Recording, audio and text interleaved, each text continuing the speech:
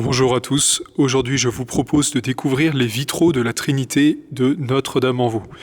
Le plus célèbre, c'est celui qui trône tout en haut de l'abside, le Père, le Fils et le Saint-Esprit, le Père qui tient le globe dans sa main, symbole de sa providence, rien ne lui échappe, c'est celui qui a la barbe la plus fournie. Ensuite à sa droite, il y a le Fils qui tient la croix, symbole de la rédemption. Il porte les stigmates, que l'on voit beaucoup mieux sur ses pieds, des stigmates qui ne saignent pas, signe de sa victoire sur la mort. Et puis l'Esprit Saint, qui semble le plus jeune, et qui porte son symbole, la colombe. L'unité entre les trois est marquée par l'attitude. Tous les trois sont en train de bénir l'humanité. Nous qui sommes en train de participer à la messe, à la liturgie.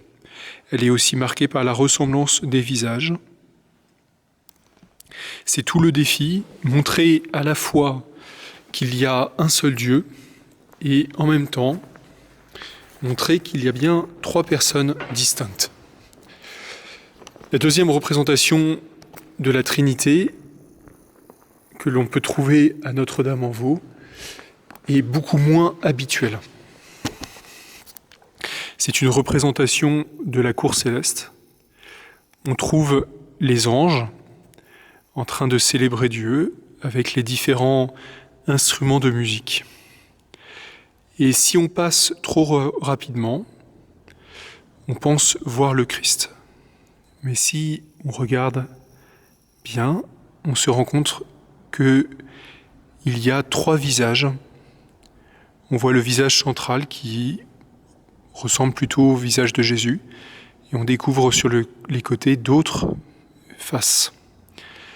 Alors cette représentation de la Trinité marque mieux l'unité de Dieu, mais c'est une représentation qui a été abandonnée par l'Église parce qu'elle laisse entendre que ce sont simplement trois visages et non pas trois personnes distinctes dans la Trinité. Enfin, la dernière Trinité à Notre-Dame-en-Vaux, c'est le dernier mystère du rosaire, le couronnement de la Vierge Marie. C'est le Fils qui est en train de couronner. Là encore, il porte les insignes de la Passion et le sceptre, symbole de son pouvoir. Ici, la Vierge Marie qui représente aussi toute cette humanité.